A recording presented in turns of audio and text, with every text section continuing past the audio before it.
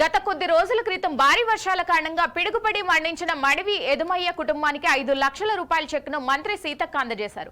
గోవిందరావుపేట మండలం కర్లపల్లి గ్రామ శివారులోని టేకులగూడెంకు చెందిన మాడ్వి ఎడుమయ్య పిడుగుపాటు వలన ప్రమాదవశాత్తు మరణించారు. భార్య మాడ్వి సునీతకు 5 లక్షల రూపాయల చెక్ను మంత్రి సీతక్క మహబూబాబాద్ పార్లమెంటు సభ్యులు పోరిక బలరాం నాయక్, జిల్లా కలెక్టర్ దివాకర్ టీఎస్లతో కలిసి అందించారు. అనంతరం ఫ్రూట్ ఫారం గ్రామంలో 1,86,00,000 నిధులతో NH 163 బీటీ రోడ్ నుండి ఫ్రూట్ ఫారం వరకు బీటీ రోడ్ను, పాత నాగారం గ్రామం బీటీ రోడ్డు నుండి పాత నాగారం వరకు 66 లక్షల నిధులతో నిర్మించిన బీటీ రోడ్ను సీతక్క మహబూబాబాద్ ఎంపీ పోరిక బలరాం నాయక్, జిల్లా కలెక్టర్ దివాకర్లతో ప్రారంభించారు.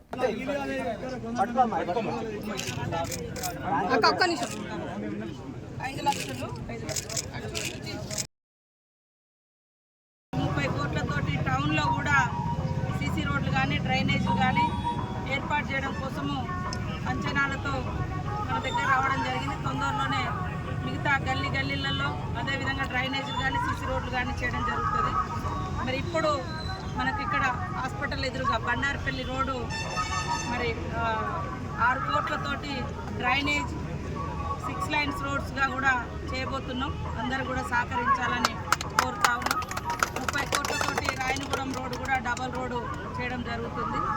అదేవిధంగా రాబోయే కాలంలో మరి మన ప్రాంతంలో పెద్ద ఎత్తున టూరిస్టులను మరి అట్రాక్ట్ చేయడం కోసం ఇది టూరిజం ప్రాంతం కాబట్టి రామప్ప కానీ, లక్నవరం కానీ, Sammakka Sarlamma, Bogatha water falls, national highway ఇవన్నింటిని దృష్టిలో పెట్టుకొని మరికొన్ని నిధులను కూడా ఈ ప్రాంతానికి రాష్ట్ర కేంద్ర ప్రభుత్వాల నుంచి తీసుకొచ్చి ఎంపీ గారు, ఎమ్మెల్యేగా నేను, స్థానిక కలెక్టర్ గారు కూడా వారికి ఉండేటువంటి మరి CSR ఫండ్స్ కానీ గ్రామాల అభివృద్ధి కోసం వివిధ రకాల కార్పొరేట్ కంపెనీలను కూడా మన ప్రాంతాన్ని దత్తత తీసుకోమని కూడా కొన్ని కోరడం జరిగింది. అట్లా కూడా కొంతమంది ముందుకు వస్తున్నారు. కాబట్టి అందరి యొక్క సహకారంతో మన వెనుకబడినటువంటి ములుగును అభివృద్ధి చేసుకోవడంలో మీరందరూ కూడా భాగస్వాములు కావాలని పేరు కోరుకుంటా ఉన్నాం.